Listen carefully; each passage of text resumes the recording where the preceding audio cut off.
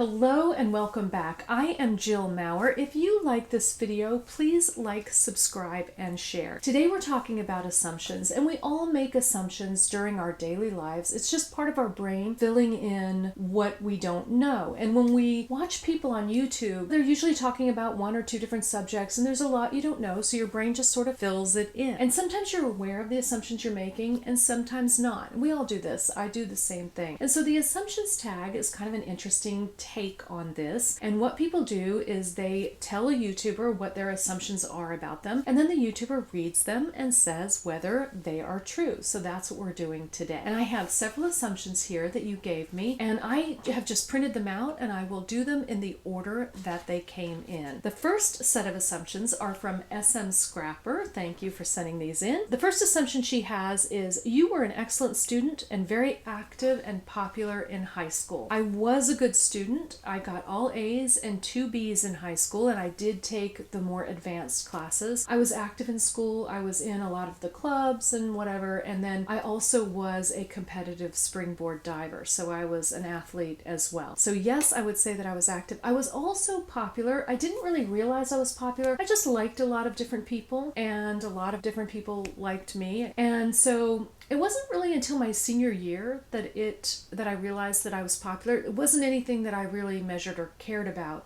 But I was voted homecoming queen my senior year, which was unusual because I had never been on any prom thing or, none of that. So it was a surprise. It was a pleasant surprise. But I would have to say that yes, I was popular in high school. Number 2, you are confident and have no trouble making friends. Both of those are true. I'm a confident person and I don't have a lot of trouble making friends. I did grow up on military bases. A lot of that was just a survival instinct, and I just learned to do it because we moved every couple of years, and so we would move and I would need to make new friends, and I learned how to do it well. That's one of the benefits, I guess, of being a military child. Number 3, you stick to your word. I do hope that is true. I certainly strive for that to be true. When I was growing up, there were some people in my life who did not stick with their word, and I made a conscious decision that it was something that I wanted to do. So yes, I think that that's true. Number 4, you work hard and like to play hard. That is also true. I've almost always worked hard in my life. I say almost, I've pretty much always worked hard in my life, and I also like to play hard. Now, as I get older, that changes a little bit. The things that I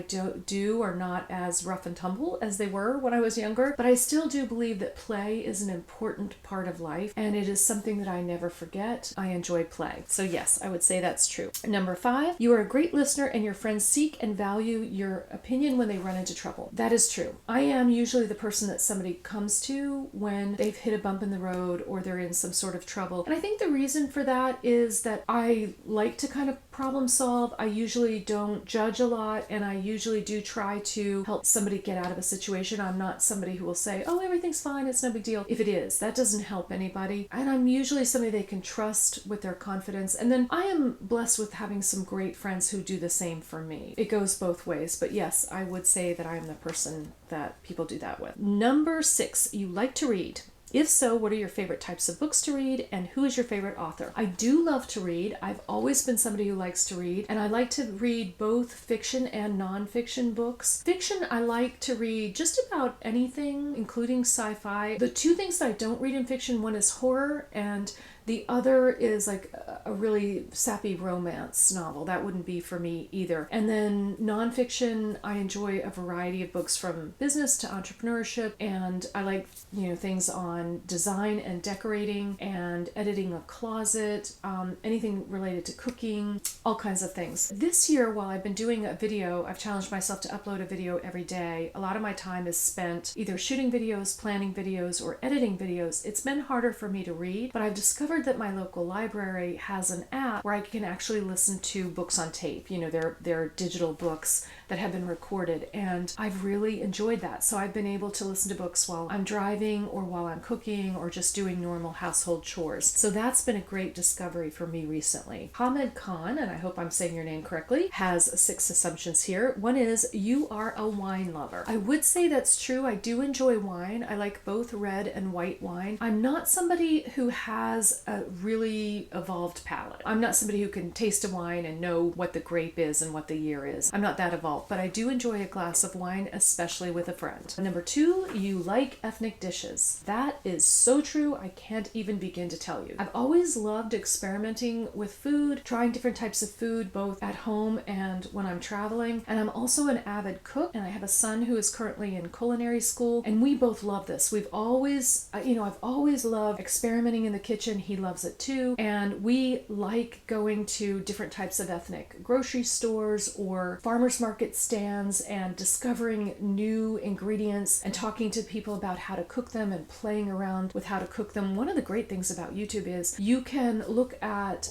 recipe videos from people who don't speak your language. They'll just show you, and then there are words in your language. So we've been able to really broaden our horizons on YouTube, and I do love ethnic dishes, both tasting and cooking them. Number 3, I assume you are an LGBT supporter. That is true. I always have been. Not just LGBT, but any kind of person, who feels different for any sort of reason. I've always been somebody who supports them. The LGBTQ in particular, I think I get that from my great Aunt Helen. She lived in South Florida. She was a showgirl, and she always had gay men around her. She was always a big supporter. Back in the late 70s, early 80s, when, gay cancer, which is before we understood what AIDS was, she always had somebody in her house who had that. A lot of times people were rejected by their own family, either because they got sick or even before that, just because they came out as gay. That was always around me, and I looked up to and respected her, and there were always a lot of great men in her life, and therefore in my life, and they were usually a lot of fun. So yes, that I would say that is absolutely true. You're more spiritual than religious. That is also true. You love organization, and that is true. I do love organization. I don't know how you could tell from this going on behind me. I would say that I'm very good at organizing three-dimensional things. So I've always liked to have my closet organized, my room organized, the kitchen organized, the home in general organized is something that I really do enjoy. I'm not so good with two-dimensional, so I'm not very good with paper. I've never been one who's really great at filing things. My inbox for email is not very well organized, and a lot of times the desktop on my computer is not so organized. It's getting better, but that is where my challenge is. And then number 6, you like discovering more unique or not overly exposed designers when you travel. And then a question, what city do you find the most unique shopping? So that is true. It's part of what I love about traveling is seeing what they have and what designers they have and what kinds of things are made locally. Just discovering things that I would not find at home, I really enjoy. Where I found one of my favorite designers was in Taiwan, and that's Xiaozi Chen, and I have some things by that brand that I really enjoy. Also in Paris. In Paris there are plenty of things to be discovered that go beyond Chanel and Louis Vuitton, but anywhere I am, especially the more exotic the better. I love exploring and seeing what I can find. Elizabeth St. Clair says, "Hi Jill, I assume you have a fabulous skincare routine because your skin is always glowing. Mind sharing." Thank you so much for that compliment. I wish I could say that I had some magic skincare routine. I haven't worn makeup for a lot of my life. I didn't wear makeup, but when I do wear makeup, especially, I make sure to wash my face before going to bed, and then I usually put witch hazel on, and then sometimes some different oils or things, and then a cream. I do have dry skin, but the things that I would say that help my skin the most, one is I don't drink any kind of soda, and I haven't for years. In fact, I try to keep sugar relatively low. I do notice that if I have more sugar, my skin looks worse, so limiting sugar helps a lot. For me, dairy. I am lactose intolerant. If I have dairy, it shows up in my skin as well. I don't eat a lot of fast food. I don't eat meat. That has been more recent. I do eat some fish, but I would say that diet is good. Exercise, I think just because you sweat. I think that sweating helps skin, but overall just clean living. I wish I could say that I had some sort of magic skincare routine. I have been experimenting around with one, especially as I've been getting older, but thank you so much for the compliment, and I wish I had that magic bullet for you. Leslie Craven, she has 3 things here. One is, I assume this is very difficult for everyone, frankly, to do this type of video. I don't find this video hard to do at all, but I could see where it would be difficult for some people. First of all, I don't have a very large audience. The larger your audience, probably the more there would be people who say negative things. I also think that the younger you are, it seems to be that your audience says more negative things. Part of that may be because, the older we get, you can say something negative to me, but I really do deeply know that that doesn't have anything to do with me. It has more to do with the person saying that. And I don't say that to be trite. It just is what it is. I've lived long enough to know that. So for me, it's not so difficult, but everyone on my channel and all of the people are very kind. I very, very rarely have to eliminate any kind of comment. Most of the people approach me and approach each other in the comments with love, and it's one of the things that I've really enjoyed about my YouTube channel. I assume you are a Renaissance woman and appreciate beauty in the most unexpected places. I do love beauty, and I love it in all kinds of places, both expected and unexpected. I mean, you can even find beauty in tragedy or in the downtimes. There's always something beautiful to find, and sometimes they're just unexpected things. Sometimes you find beauty in a parking lot. It is interesting, and I am somebody who notices that and watches out for it. She also says, I assume that your love of beautiful things is an extension of your love of knowledge. And I don't know how to answer that. I assume you're probably correct. I don't know that I can say whether that's true, but I would bet you're probably right about that. Autumn Beckman. So here's the woman who tagged me.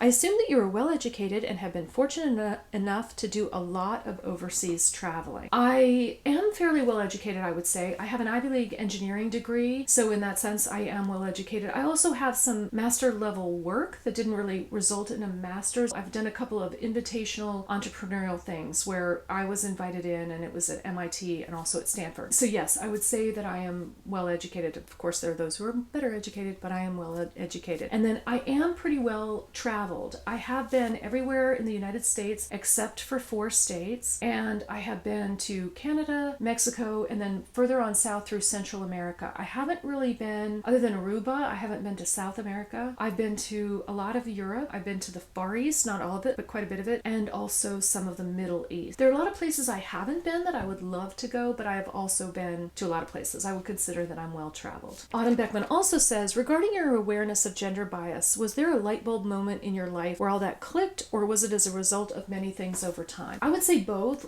One, there were 2 moments that I can tell you for sure. One is when I graduated college in the 80s, I really thought that, that the women who'd gone before me and men in the 60s and 70s had sort of cleared up all the gender bias stuff as far as feminism and all that I would just bebop in and everything would be fine, and learned very quickly that it wasn't fine. Being a woman meant that there were going to be things that were more difficult for me and that I wouldn't be as readily accepted. The other thing that I discovered was when I started to design jewelry. It was a long time before I actually designed the first piece, because I did a lot of research on what I wanted my line to be about, what I would and wouldn't do in the design, sort of my parameters, edited things, and just really came up with what my story was and what I wanted to say. The other thing was I wasn't trying to design for the masses. I was mostly designing for me, because I felt that if I loved it, there would be people who loved it too. It wouldn't please everybody, but that's not one of my goals. My goal was to find people who really connected with my pieces in the way that I did. So I wasn't really thinking male, female. I was thinking about designing for me and to see who connected with it, who showed up. I didn't think about age range. I didn't think about any of that stuff. And when I designed that first piece, I remember looking at it going, that would look great on Donnie. And Donnie is my best friend, and he's male. That was my light bulb moment. Like, what, is this a man's piece or a woman's piece? Or why would I even call it a man's piece or a woman's piece? I'm not going to do that. Every single thing I'm going to design for anybody, I don't know why we even call jewelry a man's piece or a woman's piece. And that was a big light bulb moment. So it's kind of a combination of both. Good question, Autumn. Autumn says, from videos about your own jewelry, I know you've been to Lasko. Where else have you traveled? So I've talked a little bit about where else I've traveled, but Autumn, your assumption is incorrect. I have not been to Lasko. I have researched it and studied it online. Lasko itself, the original cave, nobody can go in, or very few people. When they opened it up to the public, it started getting a mold or a fungus or something on it, and they shut it down and closed it to the public. What they did do then was create a replica. So you can visit the replica. I haven't done that either. I haven't been there, oddly enough. I would love to go, and it is on my wish list of things to do. Madam MM Style Icon says, my assumption about you, I think you are very organized, punctual, and a strict disciplinarian to your children. I would say that I am organized, as I talked about before, and I am punctual. That was another thing. When I was growing up, my mother is just somebody who's not on time, and so I would be on a sports team or a different activity, and she would drop me off, and I would be late, and the person would complain to me or yell at me, and there's nothing I can do about it. It was uncomfortable for me, and I remember thinking, when I grow up, I will always be on time, and really always have been. been. I think that that is one way that we treat others with respect, is to be on time, and I do that. And then as far as being a strict disciplinarian, I would say that that's true. My two boys are adults now. They're 20 and 22. One of my children has special needs. He's classified as very low functioning autistic, and he is nonverbal. He understands what you say, very sweet child, and a difficult thing to deal with. And I couldn't have done it alone. I was a single mom, but I had a team of people, I was very fortunate, who would help me figure out, how to work with that. And it did require being disciplined and being strict. My children both respect me, and they both know kind of what they can and can't do, but there is a lot of freedom in that as well. And there's a lot of freedom because they both earned it. They earned the freedom that they had. I had two wonderful, wonderful boys, and I was very, very privileged to be their mother. So